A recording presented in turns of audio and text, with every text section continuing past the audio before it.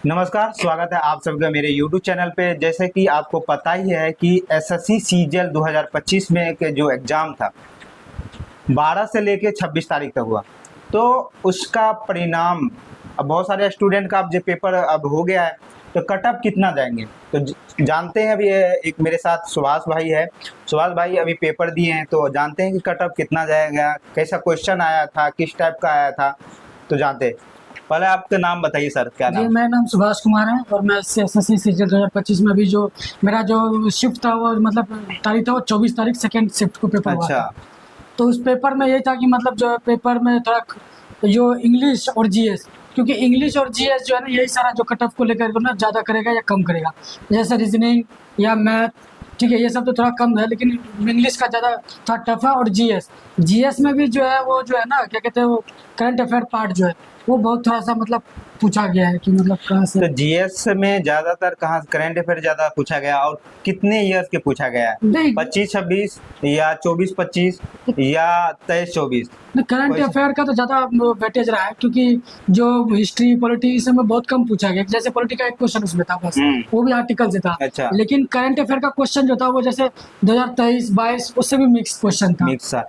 क्या लग रहा है कितना कट ऑफ जाएंगे? तो कट ऑफ तो मेरा लग रहा है कि 120 या 130 के लमसम ही रहेगा, ज़्यादा अच्छा। कट ऑफ जाएगा नहीं। क्वेश्चन का लेवल क्या था, इजी, मॉडरेट या टफ? नहीं मतलब ये मीडियम में था, ज़्यादा टफ था, सबसे ज़्यादा था इंग्लिश। इंग्लिश में भी क्या था, पैसेज इतने लंबे लंबे बड़े बड़े लाइन पूरे थे ना, तो बच्चे स्टूडेंट पढ़ेगा समझेगा तो टाइम निकल जाता। हाँ। वो इंग्लिश में था टफ था, और जीएस में वही करंट अफेयर जो ज़्यादा था, बस ये टफ था उसमें। तो सबसे आसान सब्जेक्ट कौन सा लगा आपको? सबसे आसान तो रीजनिंग में लगता है 25 में 25 सबने बनाया विदाउट पेन टचिंग का जो है। अच्छा, मतलब इतना आसान था कि पेन भी टच नहीं करना हाँ, पड़ा। पेन भी टच नहीं कर सकते बहुत। तो क्या लग रहा है कि जो कोई दिक्कत भी था सिस्टम में, या वहाँ पर मिसबिहेव या फेयर एग्जाम हो रहा है पूरा? नहीं, पूरा अच्छा एग्जाम हो रहा है, इसमें कोई डिस्टर्ब नहीं है, कोई बोला सिस्टम। हाँ, कई कई सेंटर पे सुना है हमने भी, लेकिन हमारे यहाँ जब जामा सिस्टम था ना, मतलब जहाँ पे पेपर हो रहा था, तो वहाँ ऐसा कुछ गड़बड़ नहीं हुआ, आराम से जो है अपना।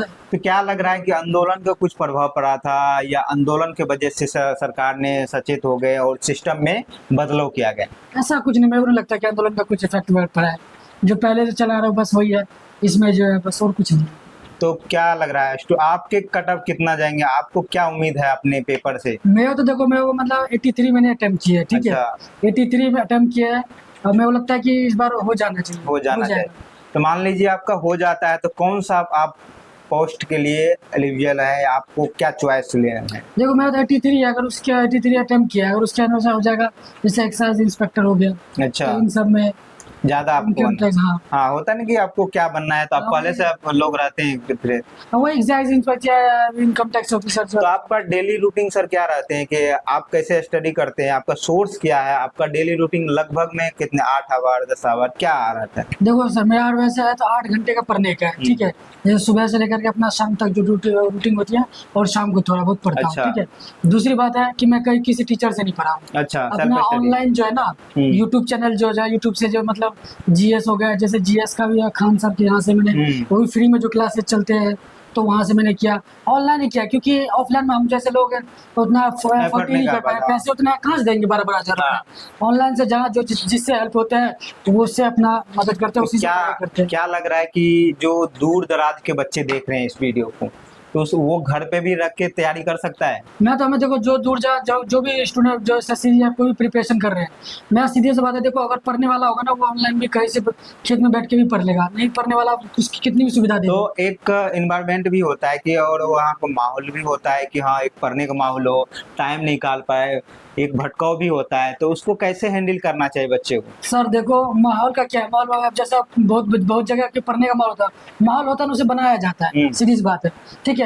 अब गांव में बहुत बच्चे का देखो सिलेक्शन गांव में बैठ के ही पढ़ के हो रहा है, ठीक है। अपना गांव में जरा वहाँ लाइब्रेरी ज्वाइन कर रहा है, यहाँ से जहाँ से बड़े बड़े शहरों में लाइब्रेरी इतनी महंगी है, गाँव में क्या थोड़े से रुपये में हो जाता है, अपना दिन काम भी कर लेता है, फैमिली के पास भी हो जाता है, माँ बाप माता पिता के भी हाथ बटा देते हैं, ठीक है। अपना लाइब्रेरी में जाके पढ़ रहे हैं, तो ऐसा कुछ नहीं, माहौल बनने से बनाया जाता है। अभी जो सिस्टम में जो गड़बड़ी धांधली, इससे कुछ बहुत सारे स्टूडेंट नाराज भी हैं, अभी ऐसे सुनने में भी आया था कि एक लड़का ने सुसाइड के लिए वीडियो बनाया, वायरल भी हुआ, बहुत सारे टीचर ने भी समझाए, और आंदोलन जो हुआ उसमें टीचर खुद अपने में लड़ रहा है, दो स्टूडेंट के बारे में नहीं सोच रहा है, उसमें आपका क्या पॉइंट हुई? मैं तो टीचरों से बस इतना कहता हूँ कि सर देखो, आप शिक्षक जो है ना, शिक्षक और मिट्टी में जो फर्क होता है, मतलब एक चीज होता है, कॉमन चीज होता है।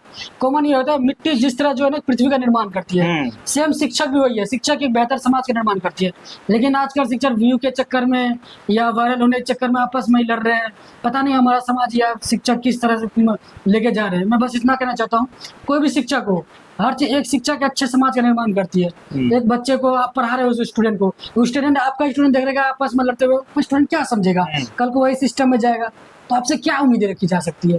तो वही चीज मैं बोलना चाहता हूँ, चाहे कोई भी टीचर हो, बस अपना एकता यूनिटी, बच्चों को सही मार्ग पर ले जाए। जैसे हम ही सब है, अब पुराने टीचरों को देख लो, इतनी यूनिटी होती थी, एकता होती थी, उनके स्टूडेंट पढ़े लिखे देख लो आजकल इतना आगे बढ़ रहे हैं। बस यही नहीं है कि ये सोशल मीडिया के चक्कर में जो बर्बाद हो रहे हैं ना, ये नहीं होना चाहिए, सीधी सी बात है। तो आपका लास्ट मैसेज क्या है स्टूडेंट के लिए, जो गरीब घर के मिडिल क्लास के बच्चे हैं, जो जिसको जॉब का बहुत ही नीड है, आवश्यकता है, तो उसको क्या मैसेज? मैं बस उन्हीं स्टूडेंट को कहता हूँ जो गरीब घर से है, जो उतना पैसे नहीं है, जो उनके सपने बहुत बड़े। मैं देखो, गांव में कहीं भी हो ना, आप गांव में रह के अपनी तैयारी कर सकते हो।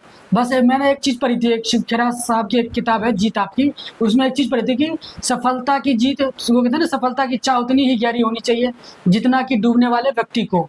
और एक और चीज़ मैंने कोट पढ़ा था कि जब आप डिमोटिवेट हो जाओ या मतलब कभी पढ़ने मन लगे, तो दिनकर साहब की एक कविता है, पंक्ति है, कि वो उसमें वो चीज़ लिखा हुआ है कि मतलब जो है कि हार, कहते हैं ना वो, हार पर हताश क्यों, पल भर में निराश क्यों, लक्ष्य पर वार कर, बार बार हजार कर, 100 मुश्किलें कतार में, परवाह नहीं प्रहार कर। तो ये दिनकर साहब की बहुत अच्छा मोटिवेशनल किताब है, आप मोटिवेशन किताब देख के पढ़ो, ठीक है। बस मैं ये चाहता हूँ डिमोटिवेट ना हो, सफलता मिलेगी, लगे रहो, बस पेशेंस रखा करो, धैर्य सबसे बड़ी चीज़ होती है, ठीक है, आज के टाइम में। चलिए, आपसे बात करके बहुत अच्छा लगा, थैंक यू सो मच। इस वीडियो का आप नए हैं चैनल पर तो सब्सक्राइब करें, शेयर कीजिए। इस वीडियो के माध्यम से लगभग कटअप क्या जाएंगे, कितना जाएंगे, सारा चीज़ बताया गया, क्वेश्चन के लेवल कैसा है। थैंक यू सो मच, जय हिंद, जय भारत। धन्यवाद।